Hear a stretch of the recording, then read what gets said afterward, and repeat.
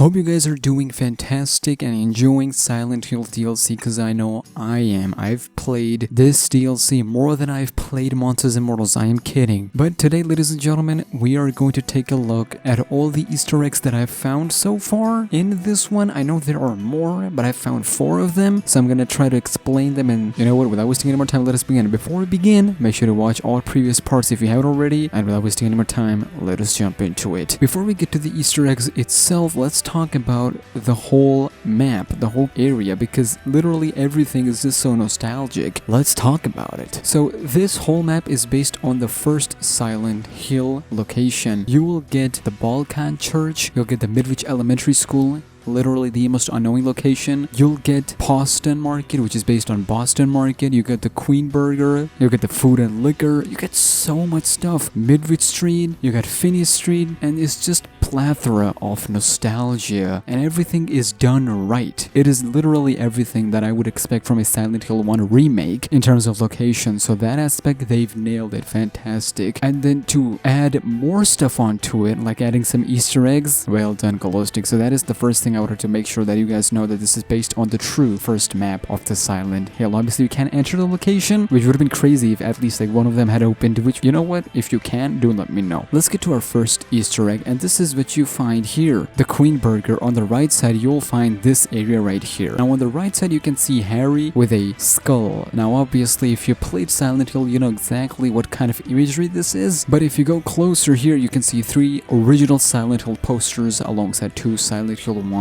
cover as well. This is throwback to the original Silent Hill, which is again the whole map, and the whole DLC is based on the first game. Well, even though you do have characters from the second and the third game, you get my point what I'm trying to say here. Not to mention Harry Mason. This is where it all started. Harry connects with this both second and third game, but was specifically the third game from which you see one of the main characters, aka Mortals. So well done on that, Galostic Entertainment. Then we get our second Easter egg. This is not an Easter egg, this is more of a factual thing rather than an Easter egg, but you get this radio. This radio was first found in the, again, first game, and most specifically the first big sequence after losing your daughter in the fog and in the midst of the Silent Hill town. When Harry crashed his car in the first game, he and his daughter split up. He went into this town to find her, but she was nowhere to be seen. He ends up in this area where he encounters Air Screamer, and then he meets a first human in all of Silent Hill, Sybil Bennett. After her, the first thing he finds was this, the radio from the original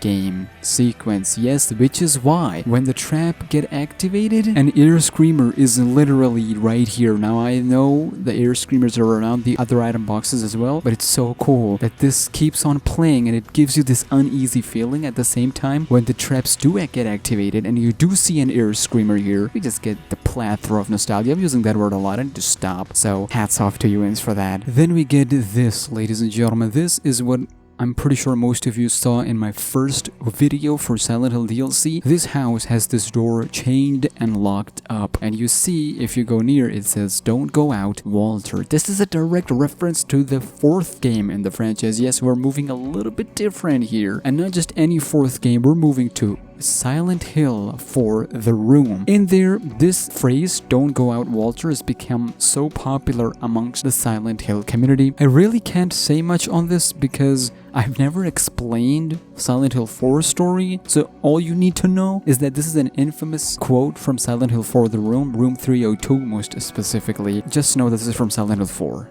Then, ladies and gentlemen, we get to this one. This is probably the most easiest Easter egg to find, and that is the seal of Metatron. This is ingrained on a wall that you can find whilst either daytime or nighttime. It does not matter, ladies and gentlemen. Seal of Metatron. This is directly connected with Heather's Mason, and even her ultimate is called Seal of Metatron. So if you remember when I did my first video on Silent Hill 1 recap, we talked about how Dahlia was involved in making Alessa giving birth to a god, which is actually a demon. And in the third game, when Heathers meet Claudia, even though she vomits out the fetus, she did have something given by Harry to protect her. The seals right here, the seal of Metatron in specific, is actually what was used to stop those demons from whatever. But basically what you need to know is the seal of Metatron protects yourself from the demons of Silent Hill. That is the simplest explanation. Hey, yo, Silent Hill fans, relax, calm down. And finally, this is what I found during my exploration of Silent Hill Town. And this is pretty cool, ladies and gentlemen. We found this one. This is our first Dark Deception Easter egg in the Silent Hill Silent Sacrifice, actually, the town of Silent Hill 1, and I am really surprised no one actually caught this, but this is what you see. It is very hidden, but it is really cool. It says Artaud Theater. You get yourself June 18, remember that. Galactic Entertainment presents Malak's 9th portal of the chapter, and you get yourself the... This is so weird. You get the portal with the question mark, and it says cost 500,000, worth $5 a seat. You have the 9th portal as well as June 18th. So if you put 2 and 2 together, is this some sort of hint given by Vince that this is release date? I don't know, ladies and gentlemen. Now the closest thing I can get to is chapter 3 release date, but even then, June 18th. Listen, I need your help on this one. Help me crack this code. Why is June 18 here? 9th portal is related to chapter 5. Is Vince saying that chapter 5 is going to drop on June 18? Nah, that ain't gonna happen. Anyways, I will leave you here. This is the perfect way to end this video, giving you guys a mystery to solve. We're gonna crack this code together, and once we do, I will make a separate video on this with some Dark Deception Chapter 4 news, so make sure you are subscribed and notifications little, help me get to 75k, and also follow me on Twitter and Instagram, it's SmackNPie. I'll see you boys in the next video. Take care, and peace.